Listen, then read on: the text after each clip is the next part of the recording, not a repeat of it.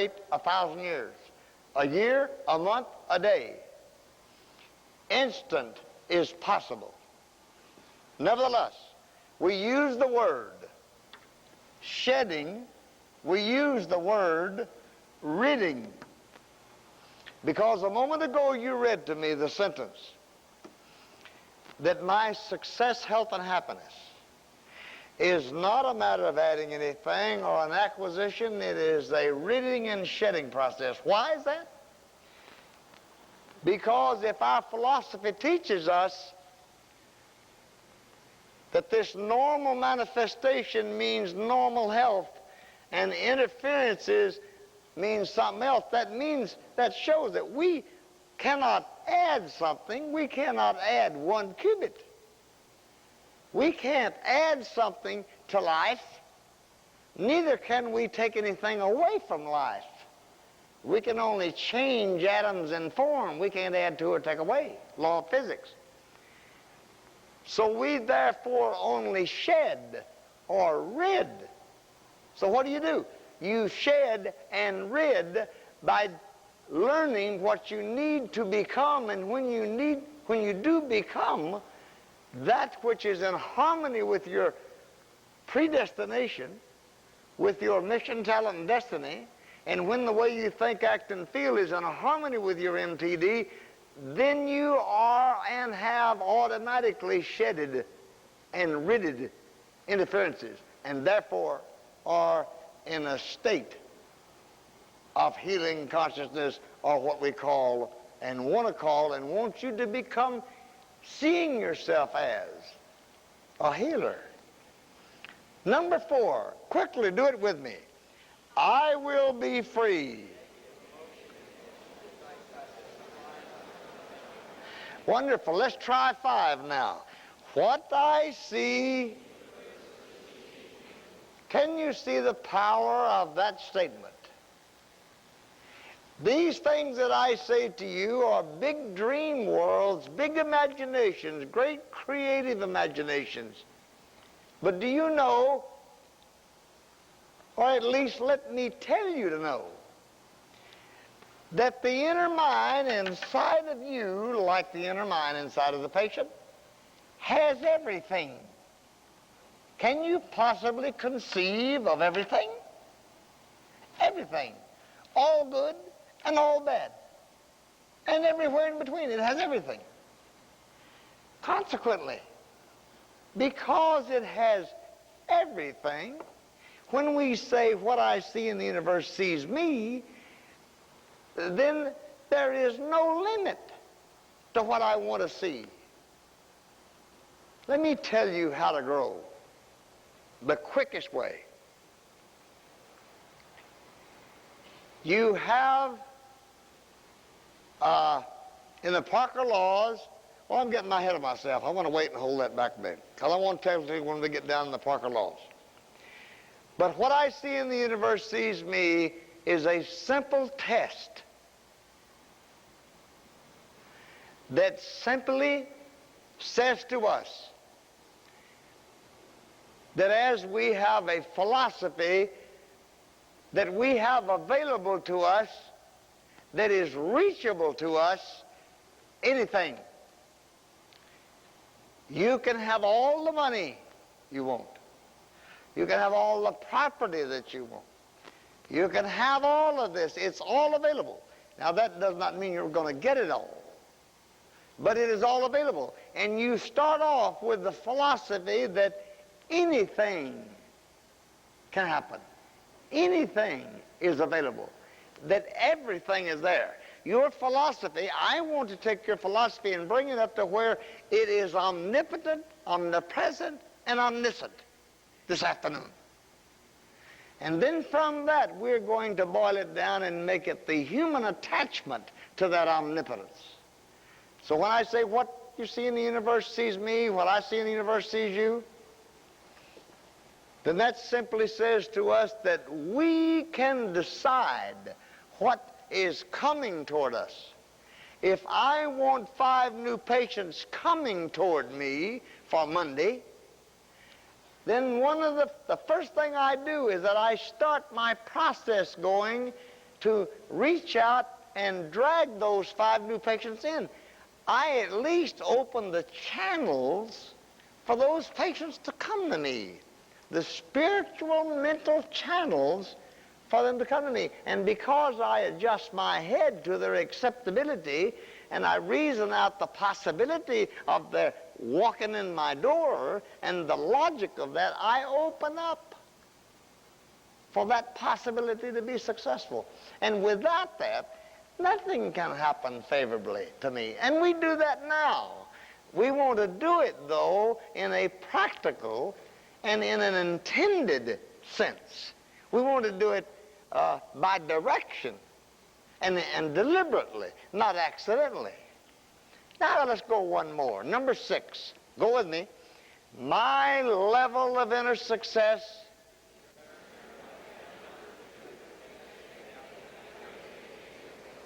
All right, let's go together. Come on. Number 7. It is impossible for me to begin to learn what I think I already know.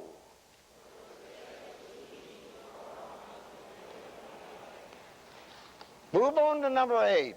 Negative feelings toward others punishes me on the spot. Now let me tell you that statement is an obvious thing to you. But I want to say to you that the individualism that we have in chiropractic, the different techniques, the mixture straight, coral, and all of this other thing is distinctly applied in this instance.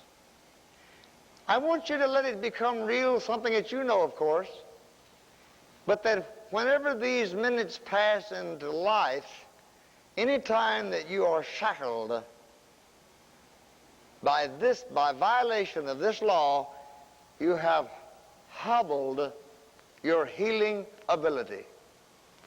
Not only that, but you have impurified your attraction so that the patient, instead of being attracted a naturally right patient, 100% will be 40%. And the results you get will be minimal. The patient will be, he helped me a bit. Yeah, I still owe him little bucks, but I'm going to pay him one of these days. It'll be troublesome. And we want to eliminate those things in life. Now, the best way to make all of these things go away all together in one fell swoop is by realization that negative feelings toward others punishes me on the spot, for I'm a chained slave to any situation, not only person, but any situation that I dislike. And therefore, I am hereafter, going to let my creative imagination and let my expectancy be in a world that obeys what I see, sees me. I'm going to make sure that I'm seeing what I want to see me. Number 9, do it with me. There is no philosophy. Number 10, from this moment on, A, I will not be immersed .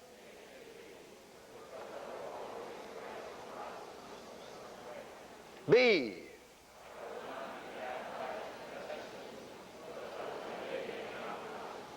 C,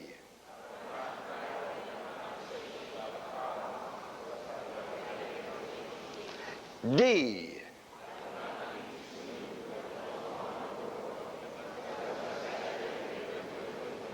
excellent. Number 11.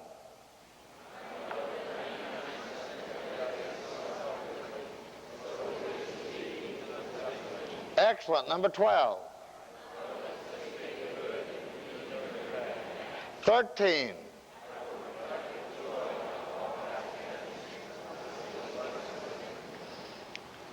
Now, I want this to formulate a philosophy for you. I want it to be a simple one. I am a unit. There are 4 1/4 billion on this planet Earth. My life is predestined, foreordained to be successful, healthy, and happy. We're going to touch on that in just a moment in an area called fundamental axioms. Now, this world of success, health, and happiness may be a different level to somebody else, but it is nonetheless fitting of that philosophy. All right. Now, my mission, talent, and destiny originally was predestined and foreordained to be success, health, and happy.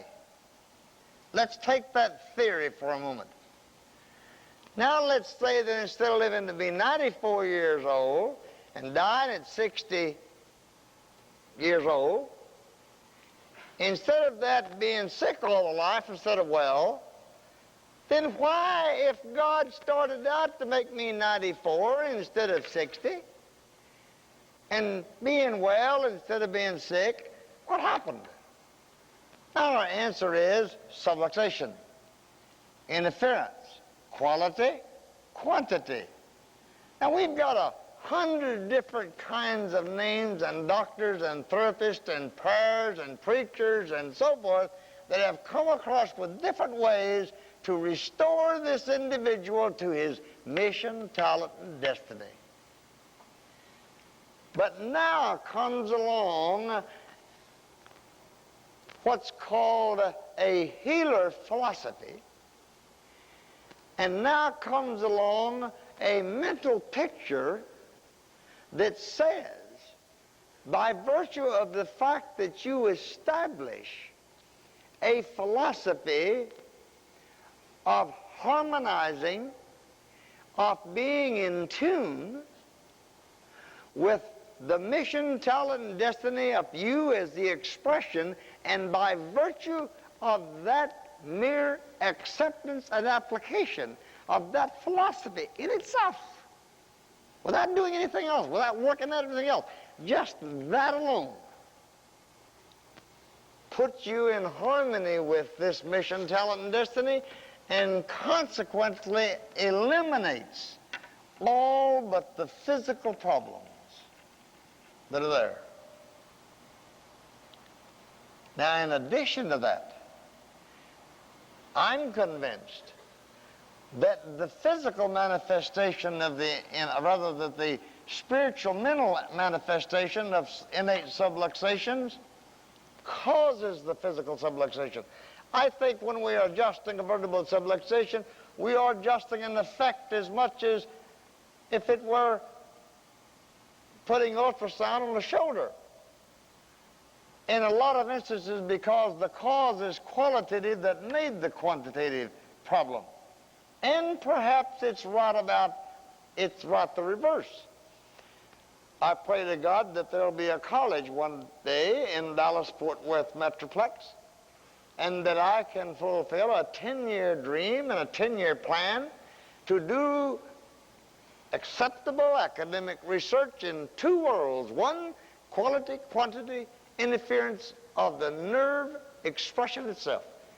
You know, what do we care about how that an aberrated nerve affects an organ? What do we care about how the ileocecal valve is affected, for example? Whether it gets bigger or smaller or swivels up or turns green? What do we care what it does? Let's find out what that nerve says. And if we can make the nerve normal, then the ileocecal valve is going to be normal.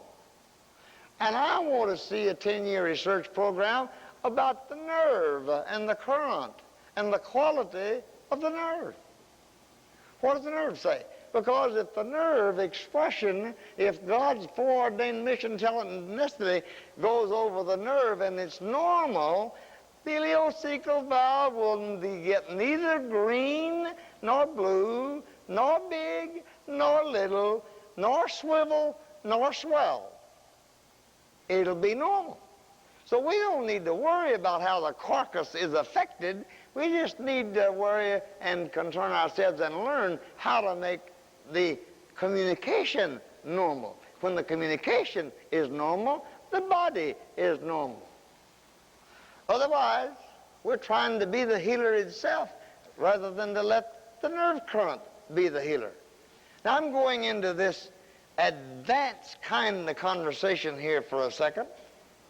And I'm doing this because I'm trying to say to you in the Parker Principles that the sum and substance of it is that because I have a philosophy and I have a method by which I see me and all these patients who come to me, when they fulfill their mission, talent, and destiny, they cannot be sick. And I cannot be sick. And I cannot be poor. And I can fathom and fashion any kind of a world I want, and my philosophy tells me that it is out there and it is now coming toward me. Just like right now, because we're here this afternoon, breaking bread as we are, that world of greater success is now rushing your direction. It'll be there by Saturday, by Sunday, by Monday, by next Tuesday week. By the end of this year, by 2-3 more seminars, that own rushing world of fulfillment of your own naturally right mission, talent, and destiny is on its way. And the more we explode, and the more we get a little simple concept of healing consciousness, the faster that it moves in our direction. I want you to take the sheet that you're looking at, turn it over, and you'll see a heading that says Fundamental Axioms. It's on that same sheet of paper.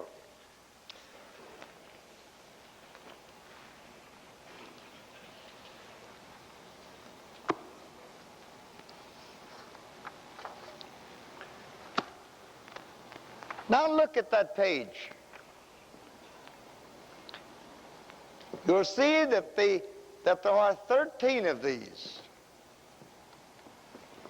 You'll notice that they are divided into 3 sections: spiritual, mental, and physical.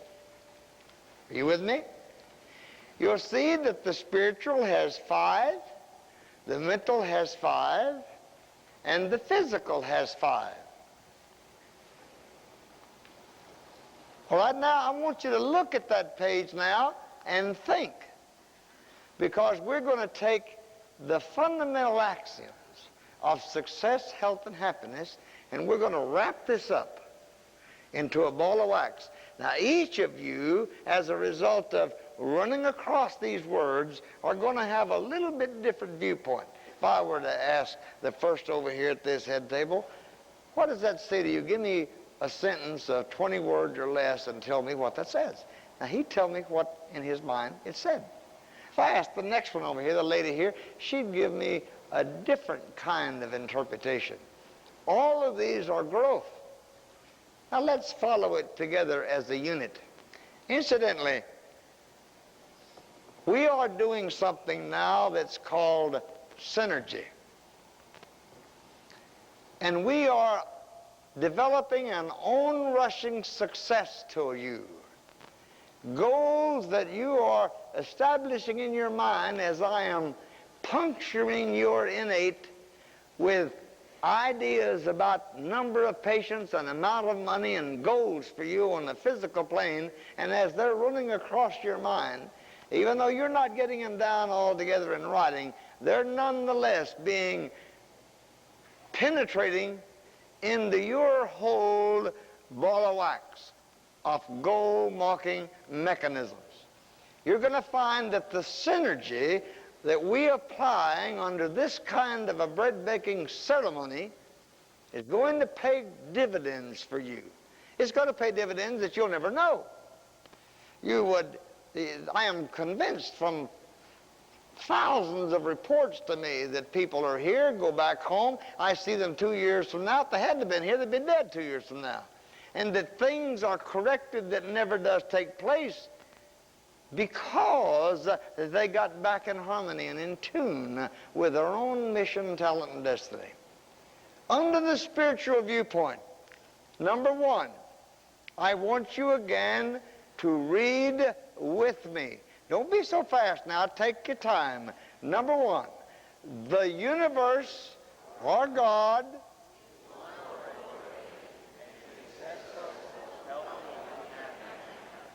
SHH. Number 2, mankind's eventual mission, talent, and destiny, MTD is to be the same as that of the universe, and I can have complete SHH.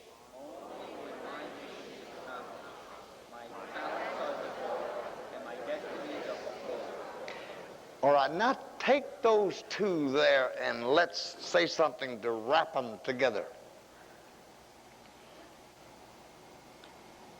We have made an assumption.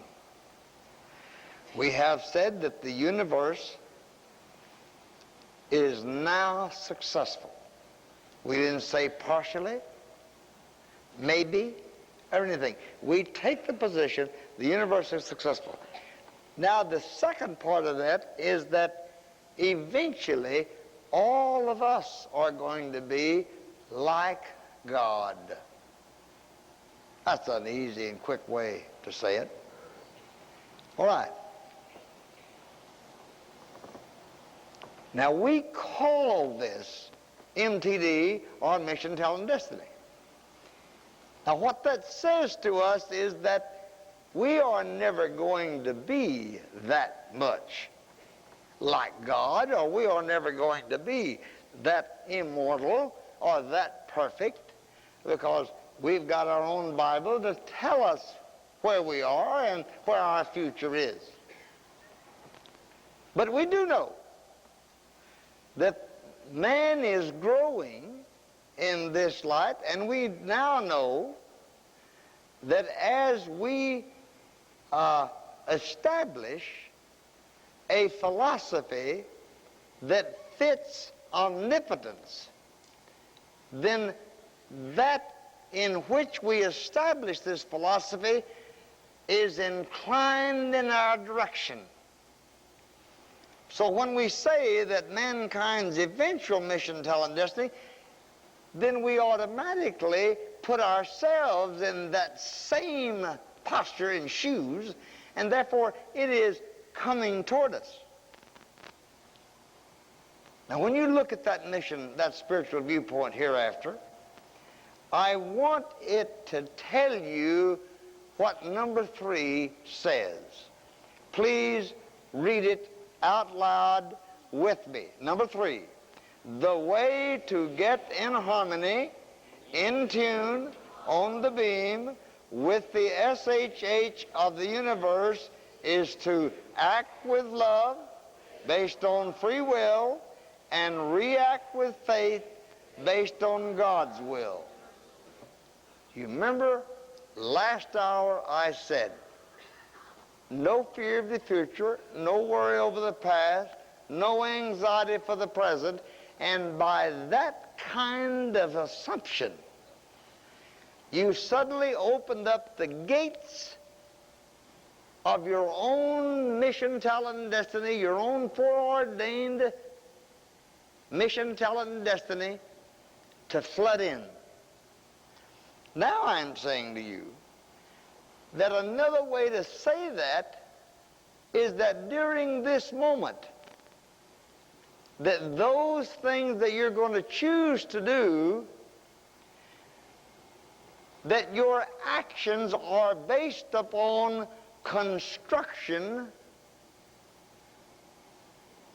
or building or positive things or an evaluation of acceptability of your environment. In other words, act with love based on free will.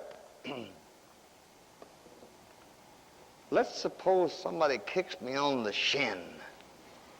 I want to kick the bastard back. All right, now, and I may do that. And I may spank an employee. I may have to fire an employee.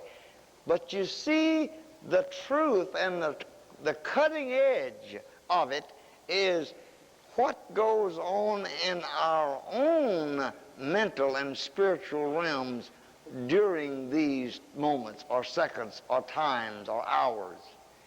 That's what really counts. It isn't what the environment says, boy, you sure lost your love concept. Occasionally I have somebody say it around the foundation. My secretary, well, you sure lost your love concept. When the fact of the matter is, I might have. But when the fact of the matter is, in a given instance, I did not. I might have had to fire somebody. I did not. I don't do that anymore very much. I got other people who do that kind of work. But thank God. But the point of it is that the way in which we do it, you spank a child with anger, you spank a child with love. And that's the analogy that I'm trying to make. Now, I say to you here, to act with love based on free will and react with faith based on God's wills, that is another way to say how you're going to be at any given point in time in PTC, and you'll remember PTC is present time consciousness, how you're going to be at any time, any point, any present time, how you're going to talk to the elevator operator, the clerks, the waitresses, the bellboys, the room service, or whatever it might be, 4 times since I've been here, the room service people have overcharged us. Now, I don't ever look at those bills. I don't say if I'm having to sign it, well, then if they come down, it's $48. I'll add a tip of 15% or whatever it is, and sign it and send it back. But I have other people working, and they do the thing of getting food in and looking at it like that. And one of my assistants up here has suddenly said to me today when we had breakfast ordered about 8 o'clock this morning, these people are cheating us.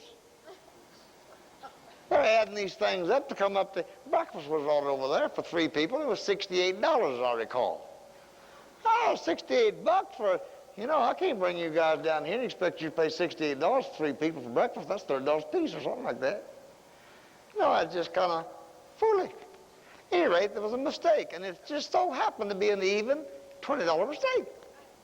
And it just so happened that it was an even $10 or $15 2 or 3 times before. At least that's what was said to me, all right? Now, I looked into the thing over here, and there was no evidence that somebody was doing something undercover. I still think that's possible, and in my opinion, that there was, in a couple of instances, that's exactly what was trying to be done. And I'm not meaning to indict anybody, because this is one of the finest groups of people and people to work with around here that we've ever had, and we've had some good ones and some bad ones. But we love it here. Do you like it here, by the way? Yeah. You like Florida?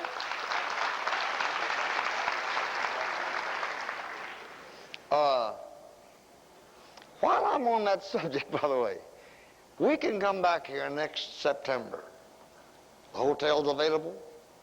Everything is open to us. A room rate is extremely good because it's an open weekend. Room rate is, I think, $50 instead of what would ordinarily be about $70 next year.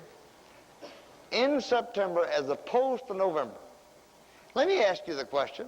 I'm glad I thought of this. Would September be as good as November to you? Now, here's what I want to do. Those of you who say, yeah, I'd just as soon come here in September as November. Now, that's the way I'm going to pose the question. I'd just as soon come here in September as November. Or at least I would accept it because I'll have to come here. Would you accept September as much as November? Let me see your hands if you would. September would be as good as November. Let me see the hands of those who said, no, if it were November, I'd come. But if it's September, I would not come. Let me see the hands of those. Well, that's quite a few of you. Is there some reason? In other words, it's not cold enough for... Is that the idea? Is it weather? Okay. I mean, the reason my question was, do we accept September and come back down here next year? Do we say, yeah, we come back, or do we not come back? Otherwise, we're going to be in Dallas. Do we come back in September? Do we not come back in September? That's the reason I posed the question. Maybe I could ask you that. With that philosophy in mind, not alternates now, too many and varied for us to discuss in this kind of a meeting. But with that in mind, let me ask you this question. Should we book here in September, or should we stay in Dallas? I want to ask you the question. Should we book here in September over Dallas next September? How many says Dallas? Thank you both.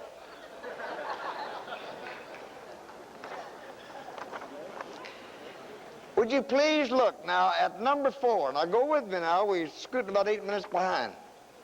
Number 4, go with me.